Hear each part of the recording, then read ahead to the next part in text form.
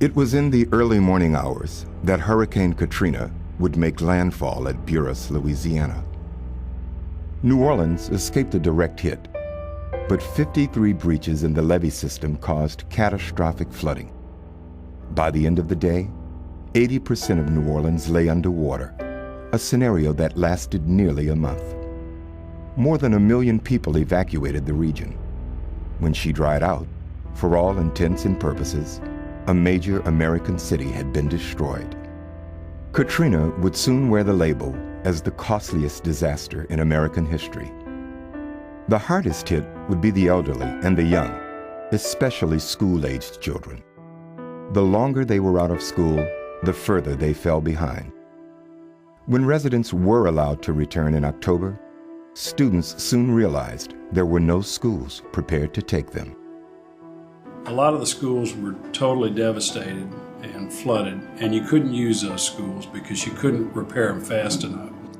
80% of the school system's 539 buildings suffered significant or severe damage. There was nothing by which you could make a comparison. The implications were mind-boggling. In 2006, with no precedent to guide them, and to meet the immediate needs of returning students, education officials decided to assess and utilize the schools with the least amount of damage. So what they were doing was going in and doing minor renovations to get schools up and running, to get kids in them, just places for kids to be. The problem with that is that they couldn't feed the kids properly, and the kids had really very, very poor facilities, restrooms, and even the learning spaces were very, very substandard. It was tough times for students who complained of cold lunches and deplorable restroom facilities. There were no stall doors in restrooms, in bathrooms in schools. The kids were still being fed frozen sandwiches, that the center of the sandwiches still had ice in them. Everyone was working as hard as they could, but the devastation was complete, the likes of which no one had ever seen, and lack of organization thwarted their efforts. The turning point for the decimated school system would come in March 2007, when newly appointed State Superintendent of Education, Paul Pasterik, convened a 2-day planning session with key stakeholders. You had people from facility planning, which is the state's planning and facility operation. You had people from LSU, you had FEMA, you had GOSEP, you had Recovery School District, Orleans Parish Schools. There, he laid out his vision and set in motion the largest school rebuilding program in the history of the United States. The nobility and dignity of the people working in chaos, not getting the effects they needed. It wasn't any reflection on the work being done or the effort or the intent. It was just a matter of the dynamic of the time and the leadership that was exhibited to steer and channel that effort in a coherent direction made all the difference. The planning session, which was really a brilliant idea of his, was to get everybody who had a stake in the recovery in the same room at the same time for a 2-day work session to outline the challenges. So through this 2-day process, we really took the time to build the team in terms of developing a common operational picture of what was happening, and we also began to set the stage for the leadership of the RSD to focus on where do they want to take the program. The 2-day meeting produced 4 initiatives that would become the foundation for the rebuilding program. The first initiative was you really can't undertake a total recovery plan until you have a plan, a master plan. And it was really also a precondition to FEMA funding the rebuild. Jacobs Engineering and CSRS had been in New Orleans working on other projects since the first few days following the storm. It was just a natural fit. We both knew the background. We both had worked on the 4 initiatives, helped to develop the 4 initiatives. So there was good chemistry there. Pastrick would peg the two firms in collaboration with the National Guard to perform the initial round of work to stabilize facilities. We had some pressing needs. First need was, how do you accommodate what was estimated at that time to be 13,500 kids showing up for school in about 4 months? I would like for the facilities that the children live in and work in all day long when they come to school to be facilities that are humane and decent. We met and we discussed logistics, which schools were the worst. We actually toured some and went look at some of the conditions, and and then we set standards. We set standards that were going to be able to be met. In other words, we knew that we couldn't completely rebuild places, but the standards were basically that all of the utilities would work, everything would function, the bathrooms would have doors. And we got on the issue of hot lunch and making sure that the facilities were prepared to provide the young people with hot lunch. The answer to the capacity issue was to build modular campuses and also to stand up whatever schools that we could stand up within that 4-month period to meet those capacity needs. At that time, we had less than like 90 days before school was going to open. And the commitment is that every child who went back to school was going to go to a school where they could at least go to the bathroom and have lunch in dignity. Simultaneously, education officials had begun meeting with city council members to introduce the Quick Start idea. The third initiative was really one to kickstart the program. Paul wisely chose some immediate initiatives to get the dignity of the students protected with proper bathrooms and kitchen facilities, but then he also had a very keen awareness that he had to demonstrate some immediate action relative to affecting recovery. And so what Pastrick says, I don't want to wait. I want to build 5 new schools and get those things underway. And I want to show the community, number one, that we are not just talking here, we're not just planning, we're actually implementing, we're building. I believe that we can agree on a handful of schools, 5 to be exact, and we can agree on where they should go now and how the economics will work, and we've already begun to make those kinds of evaluations. Council members formed committees, and with the help of the community, the 5 new Quick Start schools were selected. It was August 2007. I want schools to open in September, on September 4th, the day after Labor Day, smoothly and as efficiently as we can possibly do that. I made a point on opening day to just go to a school and to just stand outside the bathrooms and watch the kids'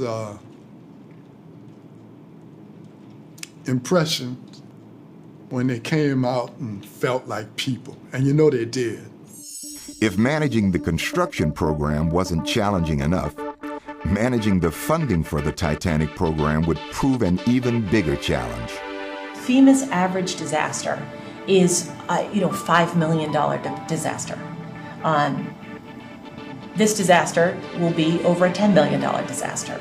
So it by far and wide is the biggest disaster FEMA's ever had. We only had $250 million for capital. So that wasn't going to fulfill any promise with regard to the master plan. So we had to put together sort of an immediate term and an intermediate term strategy to try to keep recovery moving. We evaluated our cost, RSD's cost of doing business. We looked at OPSB's cost to rebuild the schools that it had undertaken a rebuild and had bid.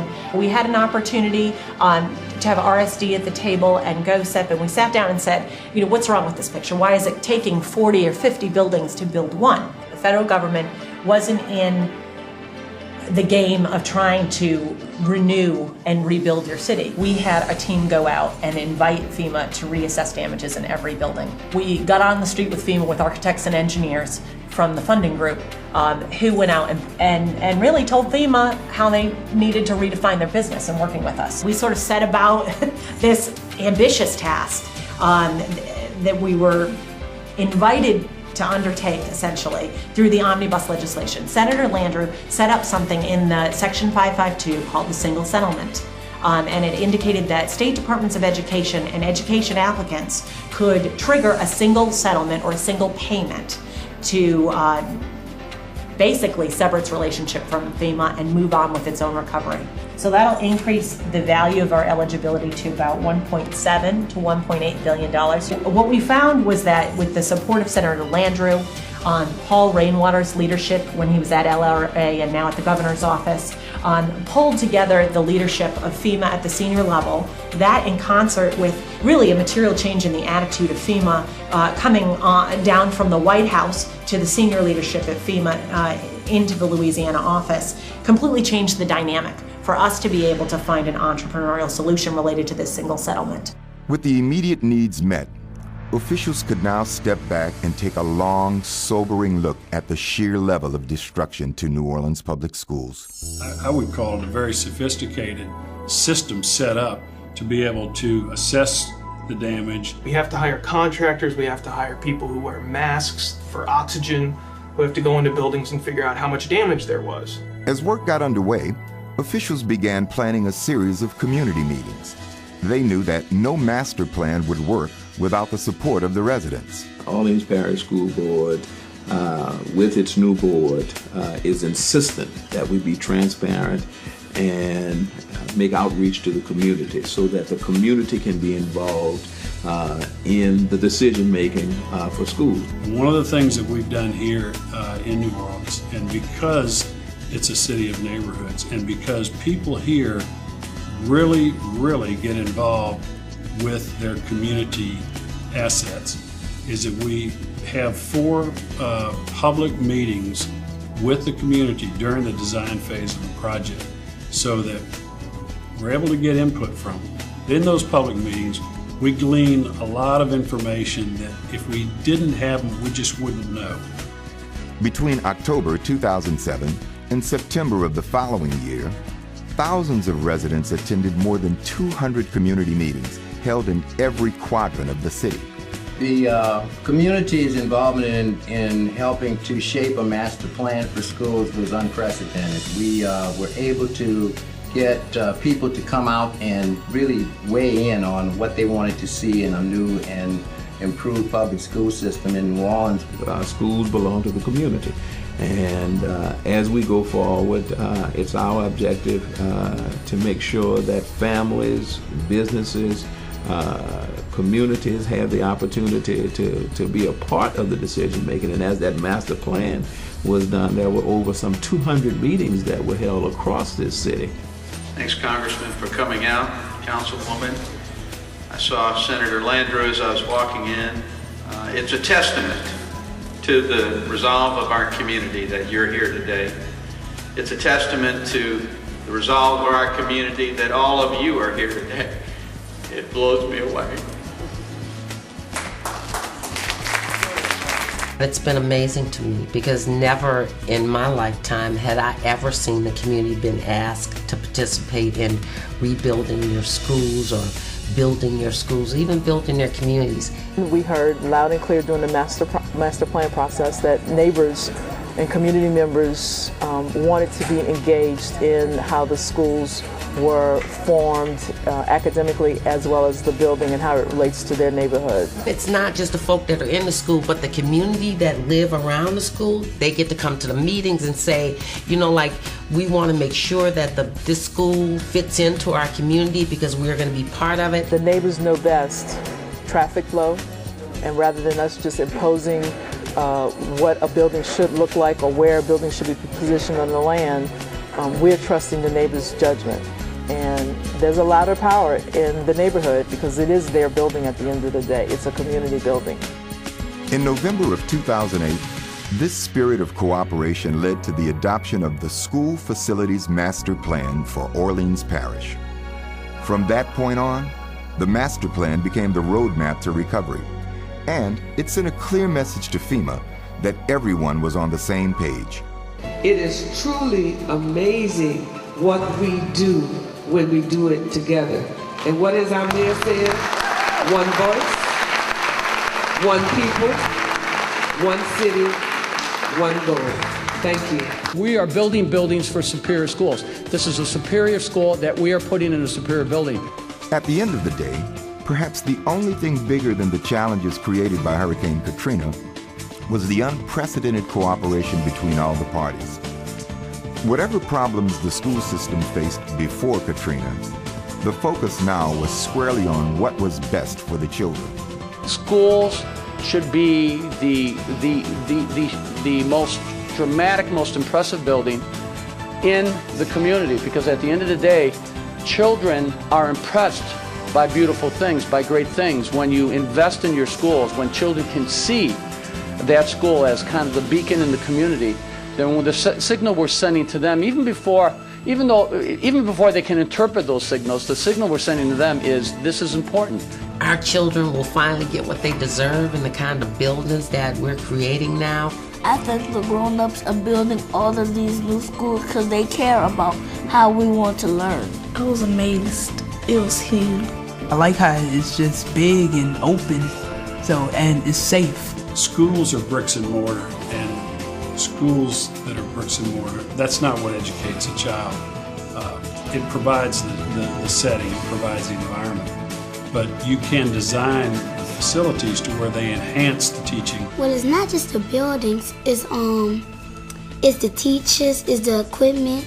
And every single classroom needs to have technology, smart boards, whiteboards, and the older kids need to be working with laptop computers.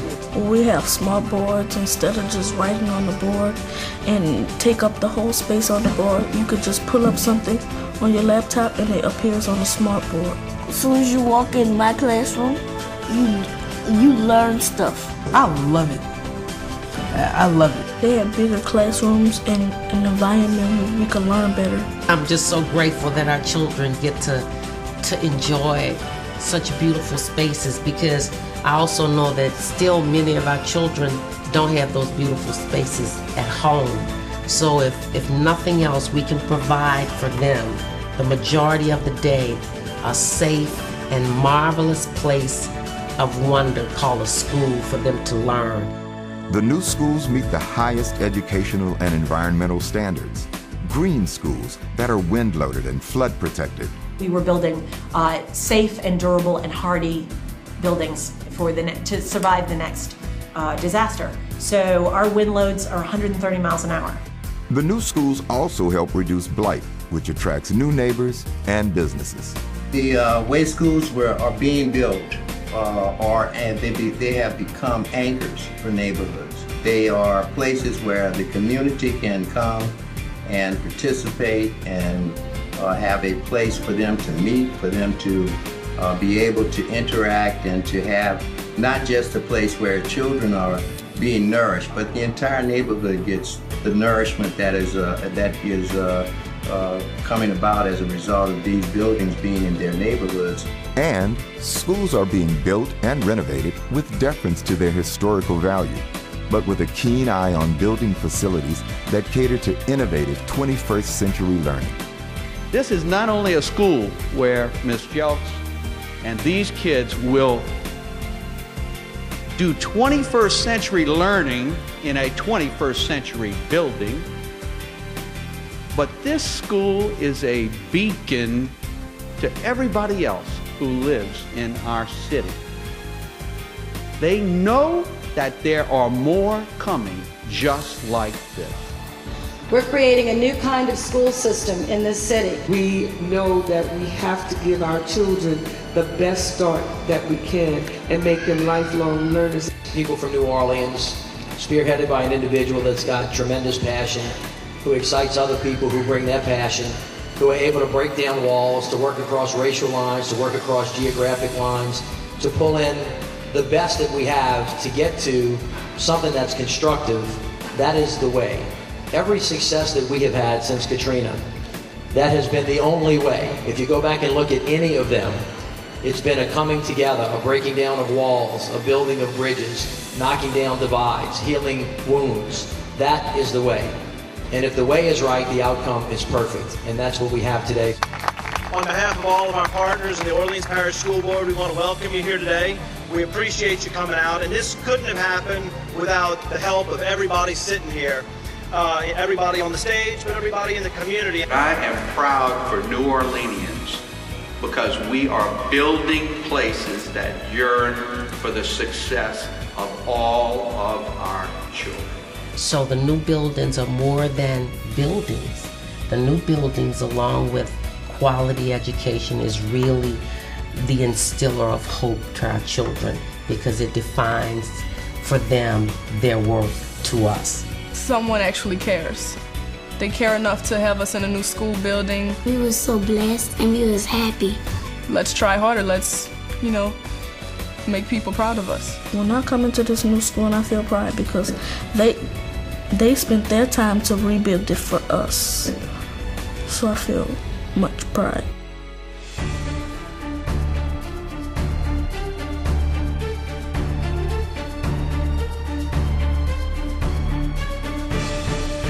The rebuilding program for New Orleans Public Schools has progressed at a dramatic rate and become a lauded national model for school systems across America to emulate.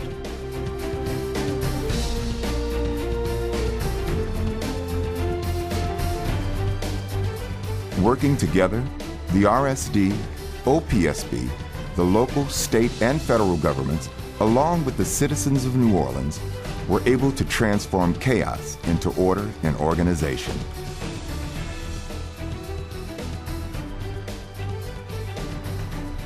By effectively facilitating community-based consensus at record speed and on a scale never attempted, and by securing the necessary federal resources, they were able to deliver tangible results that are without precedent.